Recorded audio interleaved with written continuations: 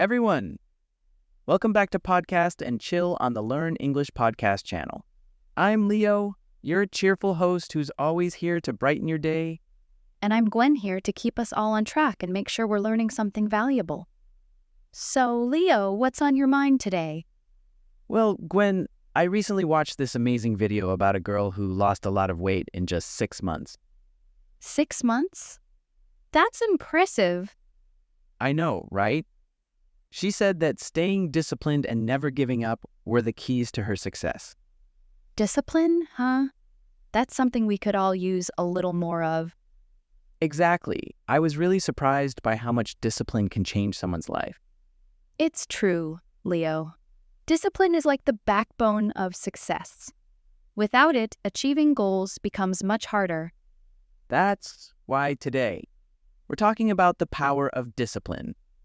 But before we dive into that, don't forget to check out the free PDF in the description below.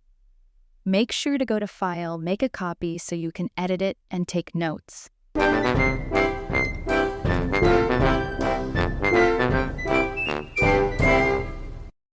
So, Gwen, let's talk about what happens when we don't have discipline. That's a good point, Leo. When we lack discipline, it's easy to lose focus and get distracted. Yeah, like that time I tried to start a workout routine. I was excited at first, but after a few days, I kept finding excuses to skip. That's something a lot of people can relate to. It's hard to keep going when the excitement from the beginning starts to fade. And because I didn't stick with it, I didn't see any results. That was really frustrating. It's true, without discipline, we often find ourselves stuck in the same place. We want to move forward, but we keep going in circles. So, what is discipline anyway? Discipline is the ability to control your actions and stay focused on your goals, even when it's hard. That makes sense. It's like having a guide to keep us on the right path. Yes, and it's not just about reaching goals. Discipline helps build good habits that make life easier and more organized. Like waking up early or eating healthy every day? Exactly. These small habits add up over time and lead to big changes. But why is discipline so important? Discipline is important because it helps us stay on track and not give up when things get tough. That reminds me of a study I read about. Researchers found that people who are disciplined are more likely to succeed in life. Yes, there's a famous study from Stanford University called the marshmallow test. Oh, I've heard about that. They gave kids a choice to eat one marshmallow now or wait and get two later. Exactly. The kids who waited ended up being more successful later in life because they learned to be disciplined. That's really interesting, Gwen. It shows that discipline isn't just about the present. It shapes our future too. It really does, Leo. Discipline is the foundation for achieving our goals and living a fulfilling life. So, how can we become more disciplined? It starts with small steps. For example, you could set a goal to read for 10 minutes every day. Another small step could be to drink a glass of water right after waking up. Or if you want to get more exercise, you could start by taking a 5-minute walk during your lunch break. Even making your bed every morning is a simple way to build discipline. These small actions might seem easy, but when you do them every day, they help you build the habit of discipline. And once those habits are in place, it becomes easier to take on bigger challenges. All right, now that we've talked about discipline, let's go over some key vocabulary from today's conversation. The first word is discipline. Discipline means controlling your behavior and staying focused on your goals. For example, having discipline helped her finish her project on time. The second word is habit. A habit is something you do regularly, often without thinking. For example, brushing your teeth every morning is a good habit. The third word is goal. A goal is something you want to achieve in the future. For example, her goal is to learn English fluently. The fourth word is focus. Focus means paying attention to something and not getting distracted. For example, it's important to focus on your studies to do well in school. Now, let's think about some questions related to what we've discussed today. Sure, Leo. Let me start with the first question. What is one small habit you can start today to build more discipline? That's a great question, Gwen. For example, you could start by making your bed every morning or setting aside 10 minutes to read. Right, Leo. It doesn't have to be something big, even small steps count. Exactly. And here's another question. How do you stay focused when you're working on something important? That's a tough one, Leo. Maybe you avoid distractions like your phone or create a quiet space to work. Good point, Gwen. I find that setting a specific time for focused work helps too. Definitely, Leo. It's all about finding what works best for you and sticking with it. So, to our listeners, think about these questions and how you can apply them to your own life. And don't forget to share your thoughts in the comments below. All right, Gwen, let's talk about some practical ways we can all become more disciplined. That's a great idea, Leo. Discipline is something we can build, and it starts with overcoming challenges. Yeah, it's easy to stay on track when everything is going well, but what about when things get tough? That's where discipline really shows its power. It helps us push through tough times. Do you have any stories that illustrate this, Gwen? Actually, I do. I know someone who struggled with studying for a big exam. He felt like giving up many times, especially when he was tired or didn't understand the material. But instead of giving in, he made a plan. He broke down his study material into smaller, more manageable sections. Then, he set a specific time every day to study, even if it was just 30 minutes.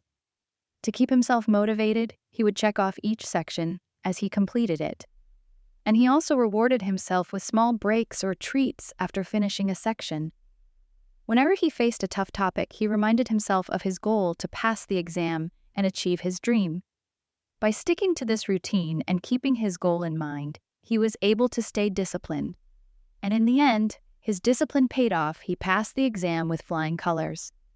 That's a great example, Gwen. It shows how important it is to keep going, even when it's tough.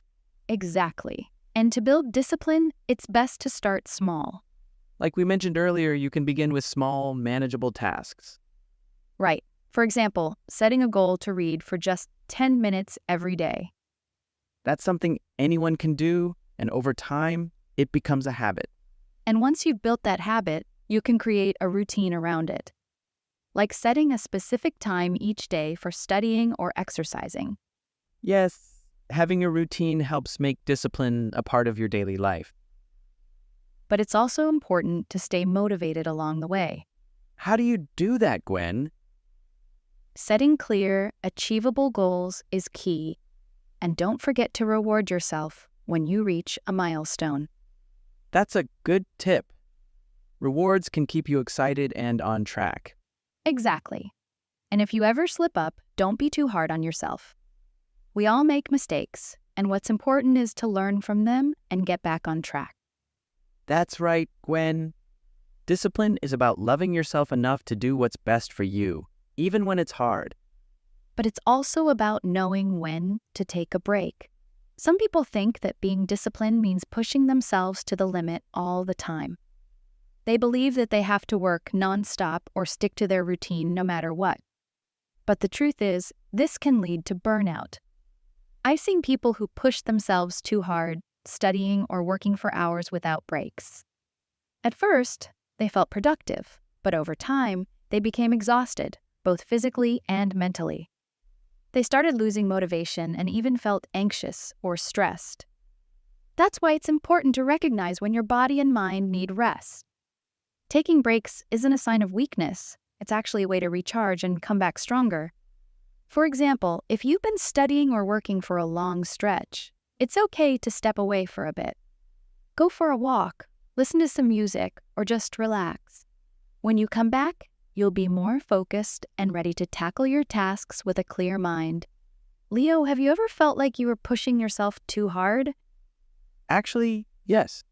There were times when I tried to work nonstop because I thought it was the only way to succeed, but I ended up feeling drained and couldn't keep going. That's when I realized the importance of balancing discipline with self-care. Exactly. It's all about progress, not perfection. So remember, listeners, discipline is key, but so is knowing when to take a step back and recharge. All right, now that we've talked about some helpful ways to stay disciplined, let's go over some key vocabulary from today's conversation. The first word is burnout. Burnout means feeling very tired and unable to keep working because you've been doing too much for too long. For example, she felt burnout after working on the project day and night. The second word is routine. A routine is a regular way of doing things, like a daily schedule. For example, his morning routine includes exercise, breakfast, and reading. The third word is balance. Balance means making sure you don't focus too much on one thing at the expense of others. For example, it's important to have a balance between work and rest. The fourth word is self-care. Self-care means taking care of your physical and mental health. For example, taking a break when you're tired is an important part of self-care. The fifth word is motivation. Motivation is the reason why you keep doing something, even when it's hard.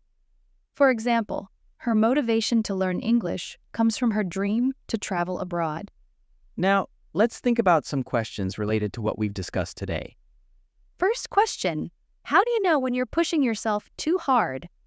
For example, do you start feeling exhausted, lose focus, or feel less motivated? That's a really important question, Gwen.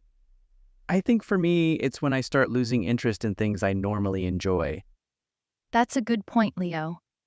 For me, it's when I feel like even small tasks become overwhelming.